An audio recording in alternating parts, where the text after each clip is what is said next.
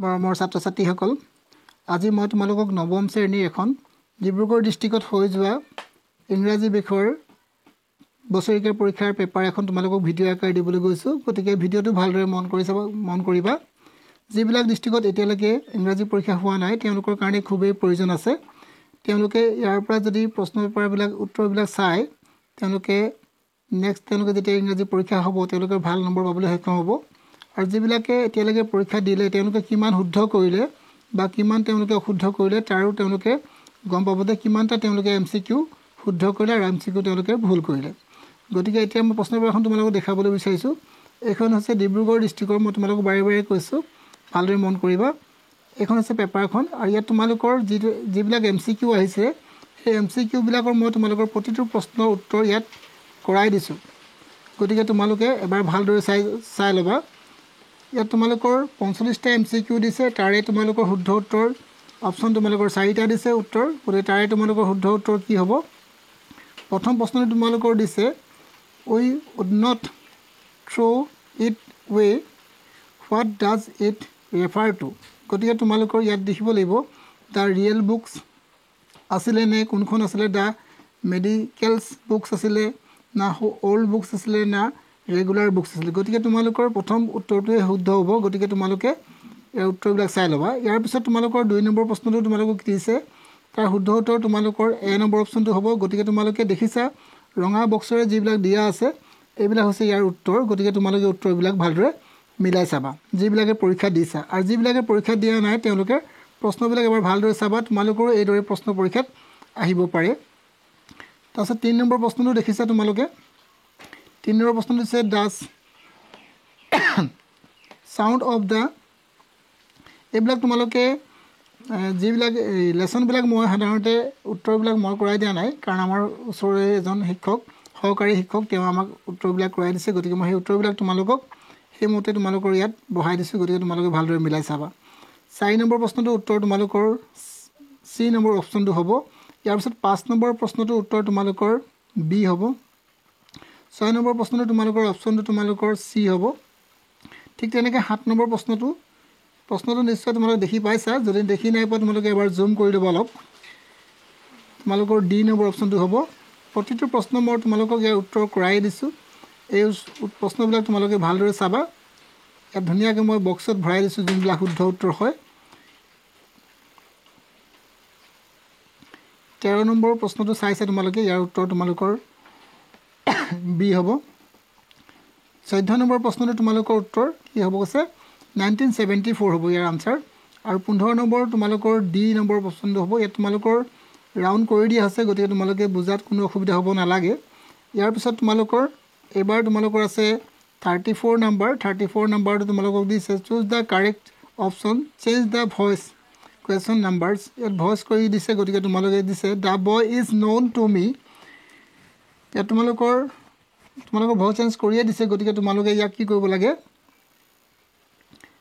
এইটো পেছিভত আছে গতিকে তোমালোকে এক্টিভত আনিব লাগে গতিকে তোমালোকে কি দিব পাৰিবা চি নম্বৰ অপশ্যন তোমালোকৰ শুদ্ধ হ'ব আই ন' দ্য বয় হ'ব ইয়াৰ পিছত তোমালোকে 35 নম্বৰটো চাবা 35ৰ পিছত 36 নম্বৰ তোমালোকৰ ইয়াত দিছে হি said honest is the best policy গতিকে তোমালোকে হি ছেড ডেট আৰু honest is the best policy তোমালোকে লিখিব পাৰিবা মানে চি নম্বৰ উত্তৰটো ইয়াৰ শুদ্ধ উত্তৰ হ'ব তাৰপিছত দিছে the man said to me are you ill গতিকে তোমালোকে ইয়াত দিয়া আছে গতিকে তোমালোকে প্ৰথমতে লিখিবা the man said to me I am well দিছে গতিকে তোমালোকৰ প্ৰথম অপশ্যনটো তোমালোকৰ শুদ্ধ নহ'ব মনত ৰাখিবা এই অপশ্যনটো তোমালোকৰ ভুল আছে গতিকে তোমালোকে এইটো নিলিখিবা তোমালোকে কোনটো লিখিবা এই বি নম্বৰটো লিখিবা কাৰণ এইটো প্ৰশ্ন ভুল ক্ৰমে ইয়াত দিয়া হৈ গ'ল গতিকে তোমালোকৰ আনসাৰটো আছিলে এইটো লিখিবা বুজি পাইছা নিশ্চয় ইয়াৰ পিছত 36 নম্বৰটো তোমালোকে পাইছা 36 নম্বৰত তোমালোকে 2 বহাবা তাৰপিছতো তোমালোকে কি বহাবা বাই বহাবা 39 গতিকে এইটো ঠিকে আছে 40 নম্বৰ প্ৰশ্ন তোমালোকৰ দিছে প্ৰশ্নবিলাক এবাৰ তোমালোকে নিজে পঢ়ি চাবা মই পঢ়ি দিয়া নাই কাৰণ পঢ়ি দিলে ভিডিঅ'টো বেছি দীঘল হৈ যায় সেইবাবে মই তোমালোকক পঢ়ি দিয়া নাই ইয়াৰ পিছত 41 নম্বৰ কুৱেশ্যনটো তোমালোকে চাবা ইয়াৰ অপশ্যন তোমালোকৰ ডি পাবা আৰু 42 আনসাৰ তোমালোকৰ সি আৰু 43 অপশ্যন তোমালোকৰ আছে তোমালোকৰ এ নম্বৰ অপশ্যনটো ইয়াৰ আছে 44 নম্বৰটো তোমালোকৰ সি আছে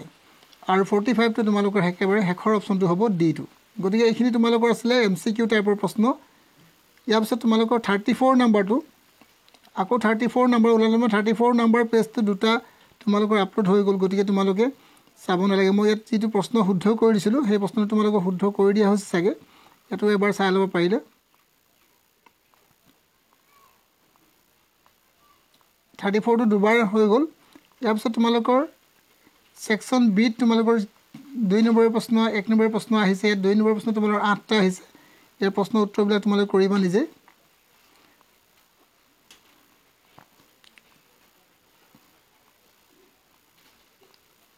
ইয়াৰ পিছত তোমালোকে 6 নম্বৰ পেজত তোমালোকৰ দিছে ইয়াৰ প্ৰশ্ন কেইটামান দিয়া আছে এই প্ৰশ্নবিলাক তোমালোকে উত্তৰ কৰিবা তাৰপিছত 12 নম্বৰ প্ৰশ্নটো 12 নম্বৰ চাগে 62 নম্বৰটো 62 নম্বৰ প্ৰশ্নটো তোমালোকৰ এইখিনি আছিল গতিকে তোমালোকে এবাৰ মিলাই ল'ব ভালদৰে ইমানখিনি আছিল তোমালোকৰ ইংৰাজী বিষয়ৰ প্ৰশ্ন বেছিভাগ তোমালোকৰ এমসিকিউ এ দিয়া হৈছে গতিকে এমসিকিউ বিলাক ভালদৰে চাবা আৰু মিলাইও চাবা যেবিলাকৰ কিমান হৈছে কিমান না তেওঁলোকে এটা অনুমান গম পাব আৰু যদি তোমালোকে মোৰ ভিডিওটো চাই উপকৃত হ'ব পাৰিছা তেতিয়াহ'লে তোমালোকে মোৰ চেনেলটো এবাৰ লাইক কৰিবা শ্বেয়াৰ কৰিবা আৰু সাবস্ক্ৰাইব কৰিবা আৰু ইয়াতে এটা কথা কৈ থওঁ যিবিলাক ডিস্ট্ৰিক্টত ইতিমধ্যে অংক বিষয়ৰ প্ৰশ্ন পেপাৰ হৈ গৈছে তেওঁলোকে যদি মোক ভিডিও আকাৰে দিব বিচাৰে যদি মোক প্ৰশ্ন পেপাৰখন ফটো তুলি দিব বিচাৰিছে বা WhatsApp যোগে তেতিয়া তেওঁলোকে মোক দিব পাৰিব গতিকে মই তোমালোকৰ মোৰ নাম্বাৰটো এবাৰ লিখি দিছোঁ ইয়াতে তোমালোকে এই নাম্বাৰটো WhatsApp আকাৰে পঠিয়ালে মই তোমালোকক নেক্সট পৰীক্ষাৰ উত্তৰবিলাকো কৰাই দিম 9365 01 3204 বিশেষকৈ মই অংক বিষয়ৰ শিক্ষক হয় গতিকে মই যি অংকৰ যিকোনো তোমালোকৰ যদি কিবা অসুবিধা হয় এই নাম্বাৰটো তোমালোকে মোক ফোন কৰি সুধিব পাৰিবা বা তোমালোকৰ যদি প্ৰশ্ন পেপাৰ থাকে তোমালোকে মোক WhatsApp যোগে পঠিয়াব পাৰিবা তেতিয়া মই তোমালোকক ভিডিও বনাই প্ৰশ্ন পেপাৰবিলাক উত্তৰ কৰাই দিম আজিলৈ মই তোমালোকক ইমানতে এৰিছোঁ নেক্সট ভিডিঅ'ত আকৌ লগ পাম